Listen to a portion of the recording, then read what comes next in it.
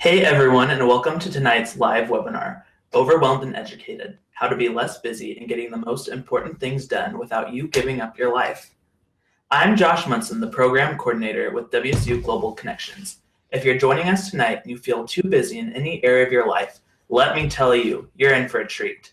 Before I introduce our guest speaker, I want to let you know that you can play along at home or wherever you happen to be. If you look to the right of the video feed, you'll see a chat box. Go ahead and let us know where you're from if you can hear my voice by typing that into the chat box. Now, let me introduce to you our guest speaker for the night. He used to be in HR leadership doing thousands of interviews with candidates looking for jobs and hiring hundreds of people over the span of 10 years. You should ask him about the time where he received a signed 8x10 glossy photo along with the resume and application for a mechanic position. Now he helps others make big career changes with his company happen to your career. He's been featured on places like Monster, Career Builder, The Huffington Post, and Yahoo Education as an expert in helping others finding and doing work they love. Now, without any further ado, here's Scott Anthony Barlow. Thanks, Josh. Really appreciate it. And I'm looking here in the chat, and we've got people from all over the place. I see Hope from Seattle. I see Carrie from Gresham, Oregon. I used to live in Oregon, by the way. Casey from Pullman, Washington. Nolan from Vancouver. Actually lived in Vancouver on the other side of the river too. But let's see. Olivia, who's moderating here, by the way. You can give it up for Olivia at home. And then we've got Sky from Battleground. Tacoma, Carrie. Hi, Carrie from Tacoma. Victoria from Yakima. So we've got Washington State and even Oregon covered here. Priscilla from Philadelphia, if I could even say it right. And then Megan, also from Pullman. Thank you so much for joining. Really appreciate it. And this is absolutely fantastic. And I've got to tell you, yesterday, I sent out the reminder email for this webinar. And I sent it to people that had already registered at the time. And I titled it, webinar, how to be less busy. That's what it said in the subject headline. And as soon as I sent it out, immediately afterwards, I got this flood of auto replies and out of office replies, and those came back automatically. And the first one that I opened said, RE webinar, how to be less busy in the title. And then in the body of the email, it said, hey, we're in my busy season, so I won't be able to reply back right away. So I thought that was both hilarious, and it's like, oh great, we're gonna hit the right group of people. So that's absolutely fantastic. But what I want to know is, what are you all so busy with? And I'd love to hear from everybody here. So go ahead and use the chat box. We're going to use this throughout the night. Tell me right now, what has you so busy right now in your life? Is it work? Is it school? Is it a particular project? Is it volunteering? Or maybe it's the opposite end of the spectrum and it's Dancing with the Stars and watching that. Whatever it is, go ahead and be as specific as possible. Put it in there. Get it into that chat box. Now, while you're all typing away, I've got to tell you, I want to take a moment to recognize Joshua, and I've been working with Harmony and the whole rest of the Global Connections team, and we've been working for months actually now to bring this to you. And I don't know if you all know this, but you guys definitely have a world-class team over there at Global Connections, and they provide a pretty world-class service. And this isn't at every other university, so want you to know that as well. Now, a couple other things here. Let's see. Megan's busy with school and full-time work, and Tammy. Tammy can see in here. So we've got people that are busy with all sorts of different things, and people from all over the world. I want you to think about what has you so busy as we're going along here. Priscilla says work and school too, by the way, and carry that in your mind. Tammy says work projects. So again, we're gonna end up using this. Shelby says she's got a big project at work, buying and selling homes, kids, all of the above. I've got the same stuff going on here. Carrie says work, recovering from medical issues. Oh yeah, that's definitely going to keep you busy. Dealing with major life changes. Absolutely. Anna says, when free, deciding how to organize all that I want to do. Yeah, absolutely. Full-time work, part-time school, treasurer of aviation club, president of another aviation club. Victoria's got a lot going on too. Now, Sky says college, starting my MPA application. So we've got lots of stuff going on. Everybody's definitely qualified as busy. Nicole says work and school and kids. I've got the same thing going on too. I've got 3 little kids, 5, 6, and 8. and their ages keep changing, so I can't always remember them. But yeah, 5, 6, and 8, and it goes back and forth. Harmon even says running minute to minute. Okay, well, keep that in mind, and I want to cue up the slides here. But as we're going into it, we're going to talk about what has us so busy and how to be, as we said at the beginning, less busy, because that's important, because we want to have you be able to enjoy life and get the most important things done at the exact same time. So on that note, here we go. Let's dive right into it. Let me ask you, what is busy anyway?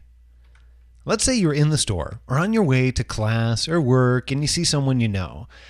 You might ask, "How are you?" or "How have you been?" They might answer good or fine or great, or if they have any amount of ambition at all, they answer, "I've been busy," or "Man, it's crazy I've been so busy," or "Geez, just busy." We might laugh and we might congratulate them for their busyness, saying something like, "Great," or "That's better than being not busy." Or for those of us that are also particularly ambitious too, we actually join in. Say, "Yeah, I've been busy too. Man, I've been busy. Oh, it's been crazy busy." So what is busy? We've actually turned busyness into a pastime. Honestly, I don't think we would really know what to do with ourselves if we weren't so busy all the time. Sometimes busy is this badge of honor that especially ambitious people bestow upon themselves to make them feel better about a bunch of stuff that they don't really want to be doing anyways. It's a distraction and a bit of an avocation to avoid what's really actually important. Now, I can show you techniques to become less busy. And don't worry, I'm actually going to give you a few very effective ones before we end here tonight.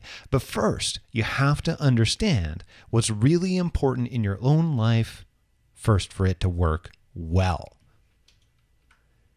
Now, if you would have asked me 5 years ago what was most important in my life, I absolutely would have told you it was my wife and kids.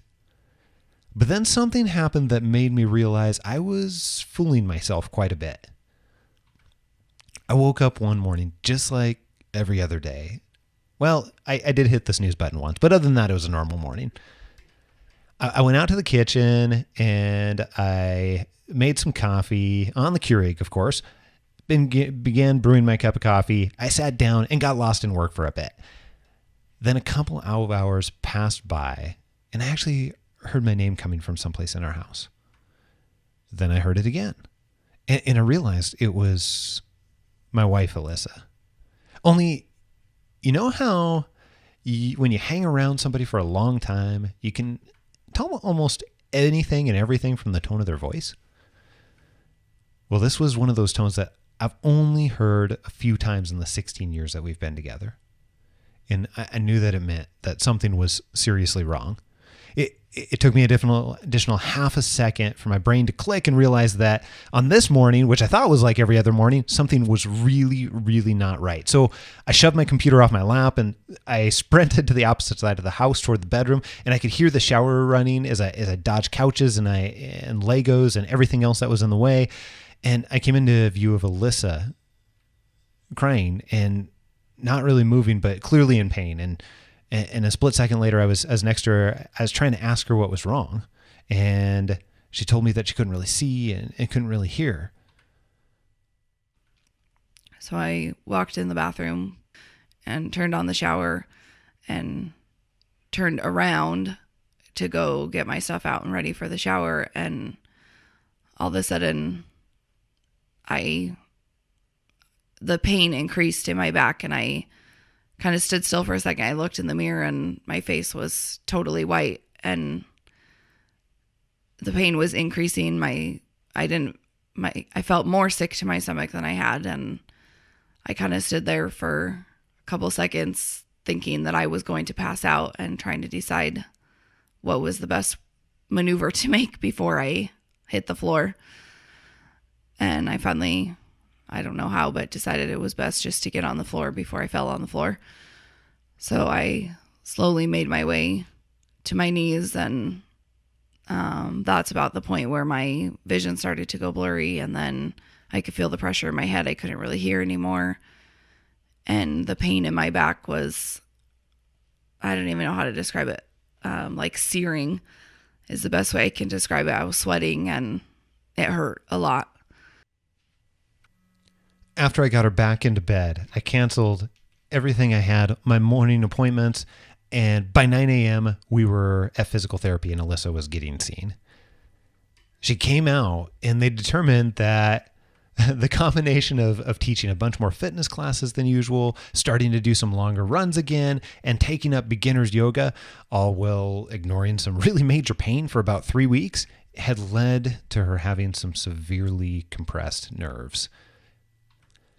The important part, though, out of all this was that she was going to be okay, and everything was going to be okay, except that it wasn't. Because even though I just got done congratulating myself on how well I'd supported my wife, and it really took me less than 48 hours to realize that I wasn't really actually putting her first after all that. Because right now, she couldn't do dishes and she couldn't do laundry and she couldn't pick up one of the billion Pokemon cards that our kids had left all over the house. What was the problem with that? Well, I didn't feel like I could do them either. Now, I want to ask you a question before I move on. Let me ask you, do your priorities really match your actions? See, I'd been building this company on the side of my day job in HR leadership for several years now, and I was working full time in nearly both of them.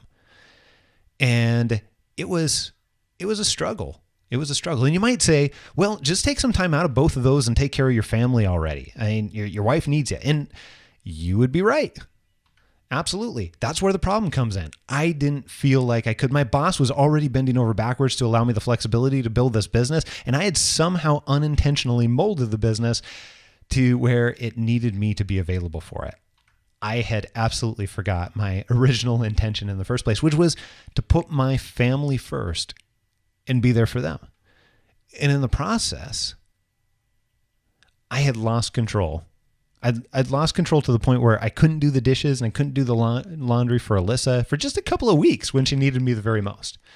And the funny thing is, that's part of how this stuff happens. That's how we get so busy that it's beyond our control. And for me, this had to change, because this really wasn't how I thought life should be. And it definitely wasn't what I was teaching people through my business, through Happen to Your Career.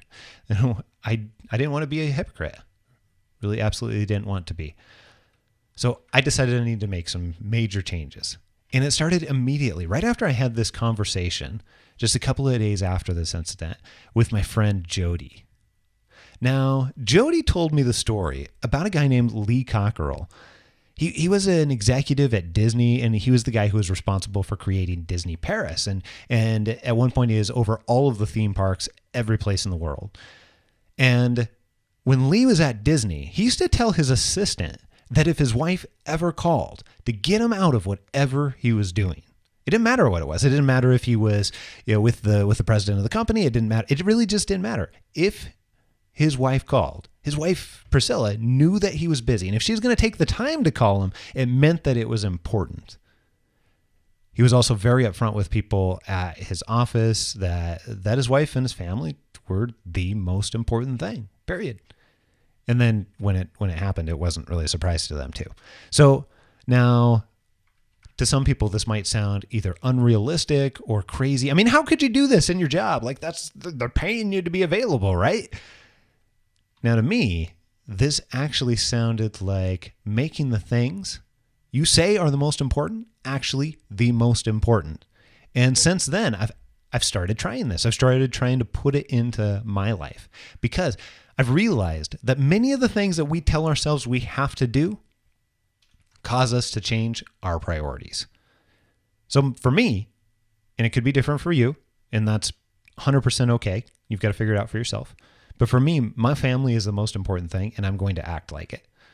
So here's what I want you to do. I want you to take out a piece of paper Or you can take out your phone or Evernote or OneNote or any place you can take some notes. Just go ahead and get that out. I'll give you a few seconds here. I want you to get it out, get it ready, get it available. Again, doesn't really matter what it is. Now, as soon as you get that out, here's what I want you to do. I want you to write down all the things you already know, because most people already know some of these. A lot of these, in fact. Not all of them, but most people already know some of these off the top of their head that are the most important to you. I want you to be declarative. Go ahead and do this. Don't worry. I'm going to wait for you for a second. Let me give you a few seconds here. Write some of those down. Write a few of them down. Don't worry, we're not going to cue the Jeopardy music or anything else. But here's some other questions I want you to consider as you're doing this. What are the things in your life right now that you say are a priority, but when you look closer, you really aren't acting like it? Or what are the areas of your life that you want to make a higher priority and most important? Is it your family? Is it your mom or dad? Your spouse, your girlfriend, boyfriend, your pursuit of something that you love to do, your side project, maybe it's your health or your fitness, God, it could be a number of different things for you. What is it for you? And part of the reason I want you to do this is I want you to be thinking about what is your why? What is your why to not be so busy? What are those most important things? Because when I show you some of those techniques and tactics a little bit later on, this stuff doesn't work without your why and without already having identified clearly and declaring what are some of those most important things. What's that thing in your life? Again, write it down. So why is this so important to consider right now? Why is this such an issue? Why is this pressing? Here's why. Imagine 5 years from now. I want you to think about that. And let's assume that in 5 years from now, you're going to layer in more stuff. You're going to add more to it. What is going to drop out the bottom? For most people, it's going to be the stuff that they say really matters to me. That's what happened to me. I mean, I just told you a little bit about one of those stories. I wish I could say that was the only time, but that's what happens. And look around, and it's easy to see this happening all over the place because we aren't really living our priorities. Okay, so when I work with lots of coaching clients, and I help them really identify some of those most important things in the way that they want to spend their time, and you know, on average, it usually takes me a month to several months to help them work through this type of process and really get clear on what it is that they want. So I don't expect to go through that entire process in the short time that we have here.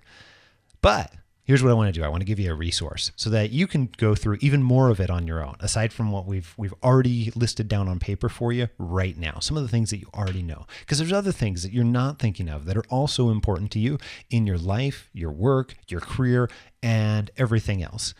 So if you want some help figuring out your priorities and some of those most important ways to spend your time and how that relates to your career and your life, you can visit figureitout.co, and we've got a free 8-day course set up there for you that'll help you with exactly that. So that's another resource. You can have that. We'll do that for you for free. But what now? Let's say that you're fired up. You're saying, well, I don't want to do that. I don't want to be busy just because that's what everybody else is doing. That sounds silly. So what should I do differently? What should I do differently? Now that I've already figured out some of the stuff that's important to me, what is it that I should do differently? Hold on there, bucko. Here's the only problem with that. Problem number one is everybody else has different priorities than you. This is a major issue. If you look around, your professor's going to have different priorities. Your boss is going to have different priorities than you. Everyone has different priorities than you. And once you start being declarative, you're probably going to make a few people angry. And that's actually okay, because everybody will have different priorities. And that's important to know. So that's one of the problems that you're going to face. And again, I'm gonna give you some things to help out with these problems. Problem number 2, also very important to understand. You've got infinite choices and distractions that can take you away from what is really important. This is a major issue. I mean, just look around. Everything from technology to opportunities to things to do that's available to. I mean, we live in an entire world of infinite choices and distractions. Is it a first world problem? Yeah, sometimes, but it's also realistically a problem. So this is problem number 2. You've got these infinite choices and distractions that can take you away. Okay, so. Here's what I want to do. I want to give you these 3 tricks and hacks to be able to help you. So, trick number 1. This is one of my favorite things. By the way, these are some, as I look back on the last 10 years, and at one point in time when I was going to college, I was running a business on the side and had just recently got married and all these other things along those lines. And then ended up building a business on the side of my regular job too. So as I look back on all these different things where, fitting in business and family and another job and everything else that's happened for me over the last 10 years, these are some of the most effective things. And on first glance, they're not going to sound like that big of a deal, but I want to help you understand why they are ridiculously effective for me. And trick number 1. I call this the 1-2 note card. I've heard variations of it over the years. I've seen it in a lot of different forms, but I actually didn't start using it until I read Tim Ferriss's book, The 4-Hour Workweek. Don't know if you've ever read that. Great book, worth a read. It'll challenge you quite a bit. Now, one of the things that he suggests in there is, take a piece of paper and fold it over and fold it over again and fold it over again, and then what you're going to do is you're actually going to identify the 1 to 2 most important things you need to get done that day. I suggest the note card simply because it's already small. You can only fit so many things on that anyway. Well, you don't want 3 or 4 or 5 or 10. You absolutely don't want that. Instead, I want you to give a little bit of consideration for that particular day. When this is best done either actually the night before or even when you wake up in the morning. I want you to identify what are those 1 to 2 things that if you do nothing else or you get nothing else done that particular day, these are the most important. And then I want you to keep this with you throughout the day. And as you find yourself tempted to do these other things, I want you to look at this and dive into these first and remind yourself that these are the most important. This is what's going to move you forward. Really, really simple trick. But I want you to focus on doing those before anything else that you do. Again, very simple, but it works partially because you've got it ever present with you throughout the day. Literally put it in your pocket so that you feel it there and it reminds you throughout the day what those 2 most important things are. You can pull it out, just look at it really, really quick. And again, doesn't sound like a big deal, but if you've already done that, 5 minutes of hard work in a given day to understand what are those most important things, then you're going to get less distracted throughout the rest of the day. So the 1-2 note card trick, this does absolutely wonders. And again, resist the urge to put 3 or 4 or 10 or 15, 400 things on there. It's got to be 1 to 2. Limit that down to 1 to 2. Okay, trick number 2. This is a good one. This is one of my favorite ones. There is a word that actually helps you stay less busy. It is that powerful. The problem is it seems to have fallen out of use in our society. What is it? Well, it's no. It is N-O, no. It's something that is often hard to say because we say yes to everything. We have a tendency to want to say yes to opportunities. We have a tendency to want to say yes to friends, to family. There's only so much time in a day. If you say yes to too many things, your time is going to be taken up. And then guess what? You're going to wake up the next day wondering why you didn't get anything done or didn't get to spend any time doing some of those most important things. And that's what happens to almost everybody. This is part of what causes people to feel overwhelmed. They take on too many commitments. They get to that point where I was talking about, where you lose control, that I've experienced a number of times in my life. And it's unintentional. It's from a good place. So it's coming with good intention. But I want you to get used to this word. Here's how it works. You put your tongue to the back of your teeth and you go, okay, I'm just kidding. But here's how it actually works. I want you to practice saying no gracefully. This is an art, because this is something that actually, when you say no, most people that really value what is most important in their life. For example, millionaires are good at this. I've seen a number of studies again and again and again. They have a number of things in common besides net worth that have zeros on the end. But one of those biggest things that they have in common is they say no to the things that aren't the most important. That's not to say that if you say no and start saying no, you'll instantly going to add more to your bank account. My lawyer says that I can't tell you that, but I do see that people with this skill get to do things that are most important to them much more consistently. Okay. So I want to give you just a couple of quick ways to be able to do that. So your friend comes over, or maybe your professor, we can pick a situation. You're going to get the opportunity to say yes or no hundreds of times a day sometimes. So let's go with the friend situation. They say, hey, can you help with this? Here's how it works. Get ready. It's a little bit difficult. You say, you know what? I would absolutely love to. I am really, really sorry. I can't. If I come help with that, then that's going to cause me to not be able to do this. And you can insert that other thing that you've already done your work, so you already understand what is this bigger priority today, and it allows you to be blatantly honest with them, because we have a tendency to say, well, here's my excuse for why I can't come up with it. But just be blatantly honest with them. Say no. They'll appreciate your honesty, and it's much, much more graceful than trying to find an excuse out of it. This is something that takes a little bit of practice. It doesn't sound like it should, but it does take a little bit of practice in order to be able to say no gracefully. So here's what I want you to do. I want you to try saying no sometime this week. You're going to have an opportunity. You might have an opportunity later today. You might have an opportunity later tonight. I want you to try saying no to someone sometime this week. Remember this. Okay, let me give you trick number 3. It's called removing the junk. Now, if you simply choose to do less stuff that doesn't contribute to what you want, that's intentionality. And that's removing the junk. Sounds logical, right? Okay, so how does that actually work? For example here, let's give you an example. I used to get the mail every single day. Every day. Our mailbox is well, except for the days I wasn't delivered, but every other day. But our mailbox is probably about 150 feet from our house.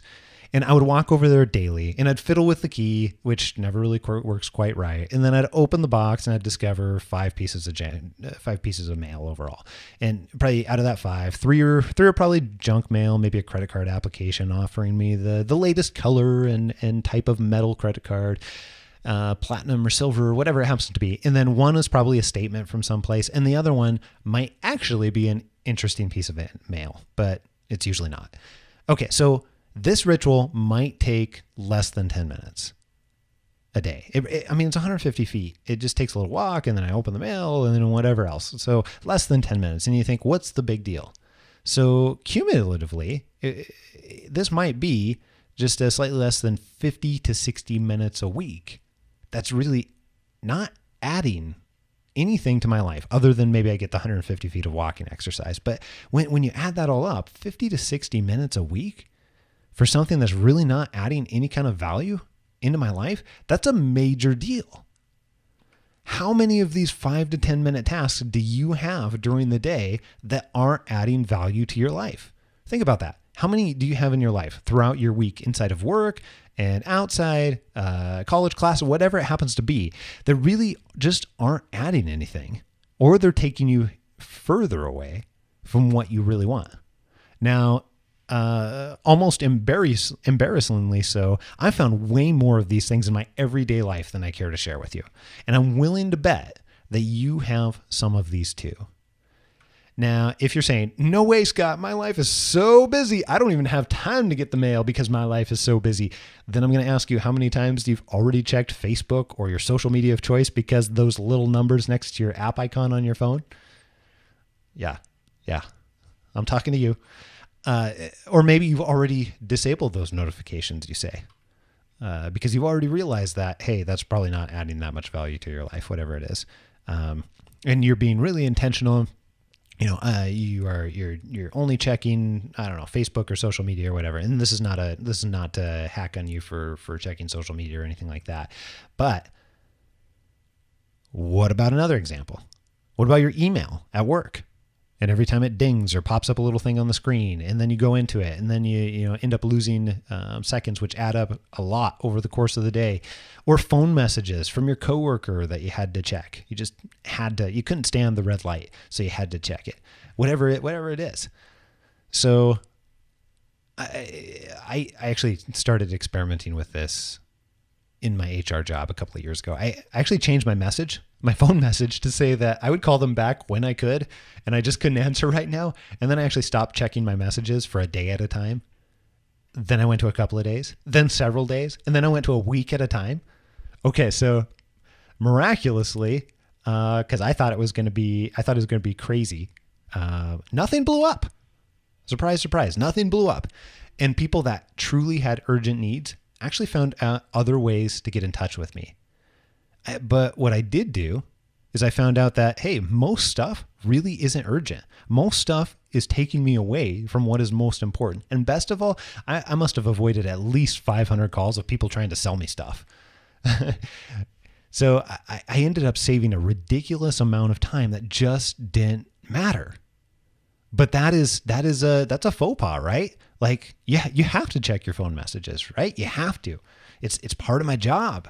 You have to. And the reality was, I realized that it was my fault. This was my fault, that I had unintentionally conditioned people to expect that I would return their messages immediately.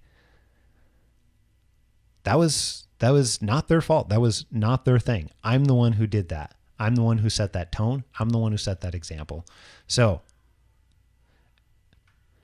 as we think about that here, I hope, and my hope, I guess I should say, in delivering this talk is I want you to, as you think about this, and as you think about your life and your work and your education, I want you to figure out what is absolutely most important to you. And then I want you to have the courage to act on it more often. And I promise you, if you do that, you will be less busy.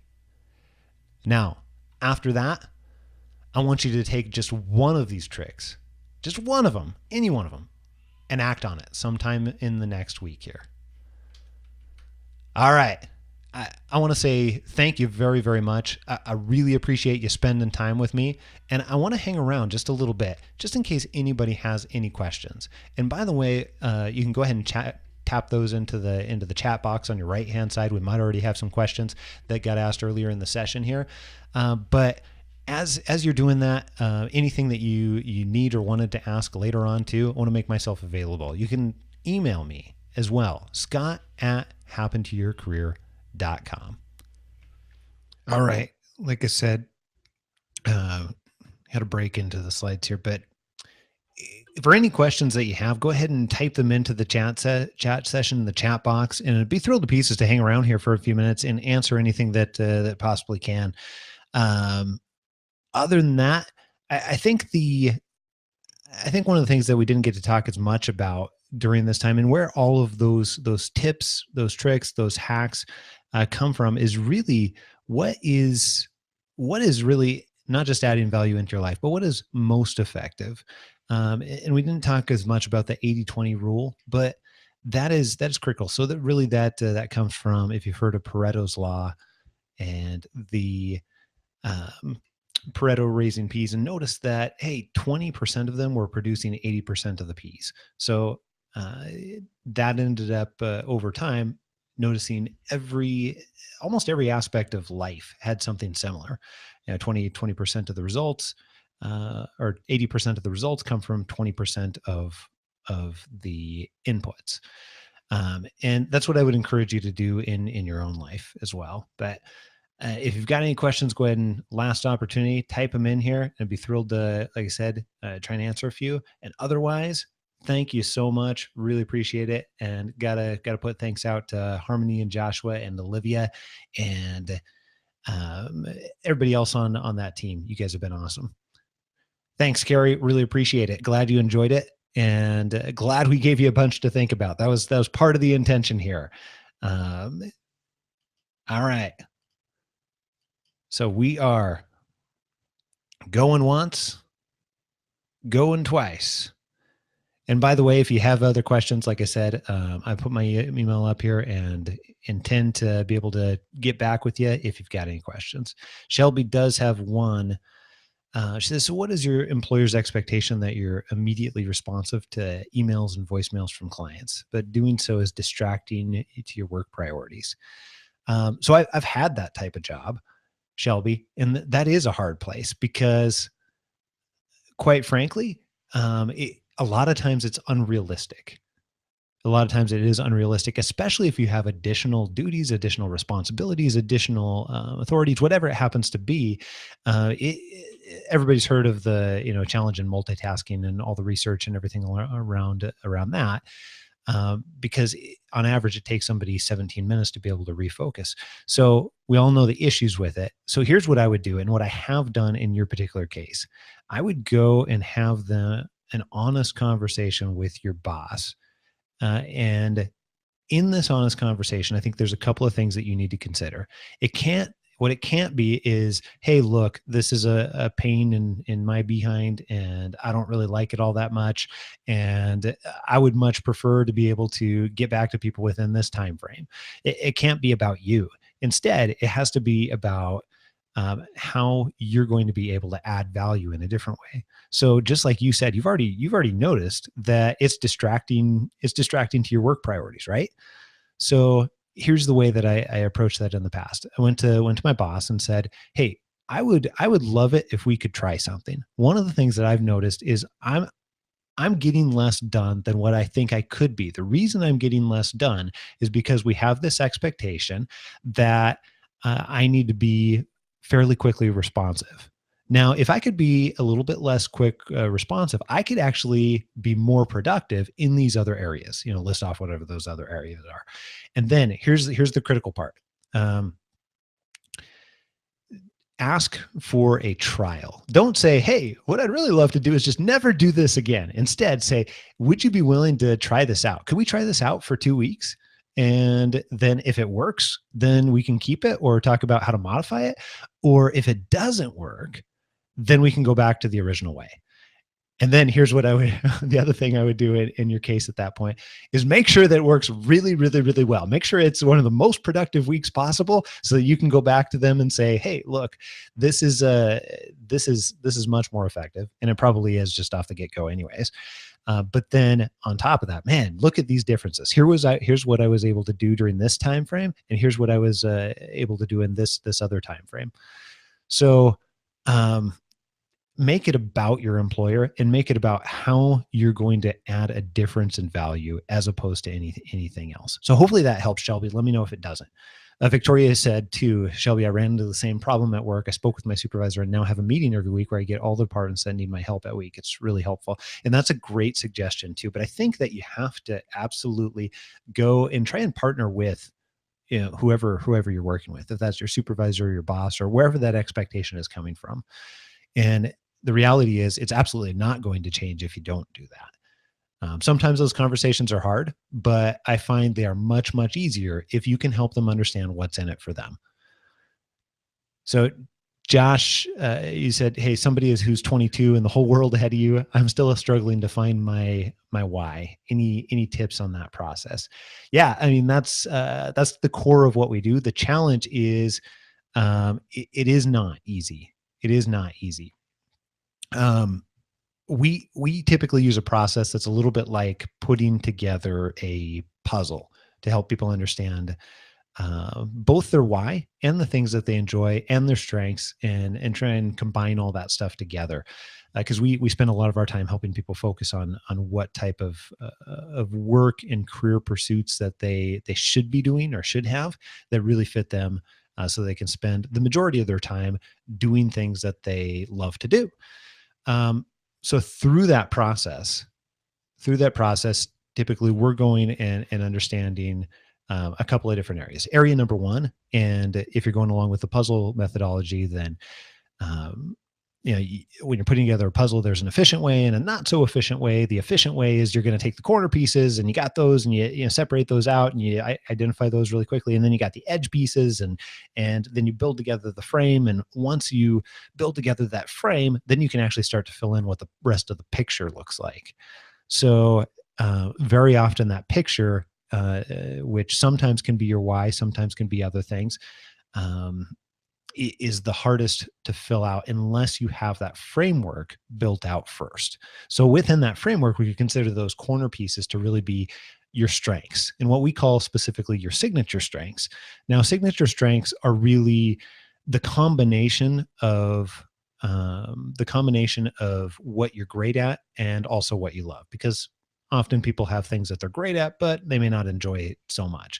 So when those combine together, then that's what we start to consider that signature strength area.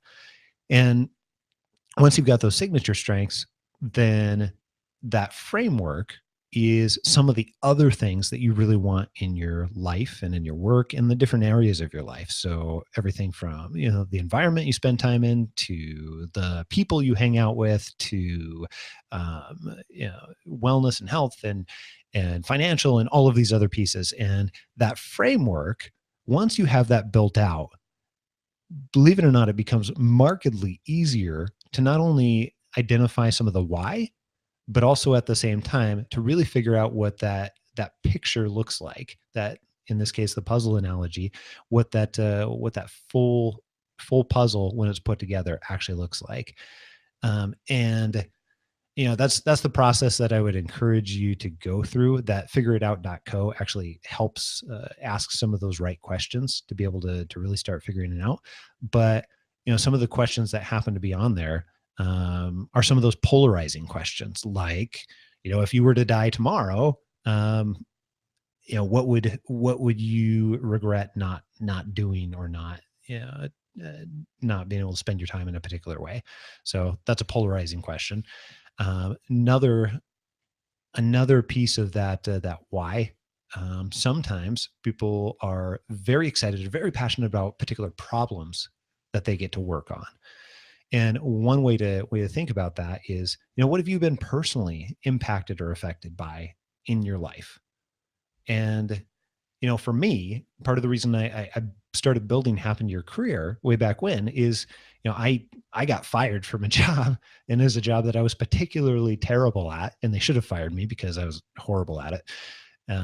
And I didn't know how to make career changes at that point in time. So I dug in, read, and, soaked up anything that I possibly could, and ended up, getting a whole bunch of interviews and a couple of job offers and everything like that over about a 3-month period. And then I made another career change after that and did it again. And then I made another one and did it again. And, I run a couple of businesses over that time, and realized that, that came from my initial problem, and having to solve that problem was part of the reason I was pretty passionate around it and pretty excited about helping other people really solve and connect with that problem in a different way too. So what are those things for you? What are some of those problems that you've experienced in your life that you've either been able to overcome or that have impacted you? And that's another type of thing that you can look for. And again, that figureitout.co, it has a whole bunch of those types of questions. So hopefully that helps a little bit, Joshua. That was the roundabout overview to be able to center in on it. But it is not an easy process, and it's typically not a one and done type thing. The other challenging aspect is it continually changes for people. When I had the first of our 3 kids, like all of a sudden my life changed, and the same things that I wanted before kids are not the same things that I want after kids, or even now. And so it ends up being a moving target as well. And that why can change over the years. So I, hopefully that helps quite a bit. And again, if there's anything else that you need, I feel free to email me. I get a lot of emails, but I try and get back to as many as I possibly can. Thank you very, very much for having me. I obviously just spend a whole bunch of time talking about how time is valuable. So I very, very much appreciate on a high degree that you've chosen to spend your time with me. So thank you very, very much. I will see you all maybe next time if we do another one of these. And I think, by the way, Josh has a survey. Go ahead and take a second and fill that out if you don't mind. I know that they'd love the feedback. All right. Have a wonderful night.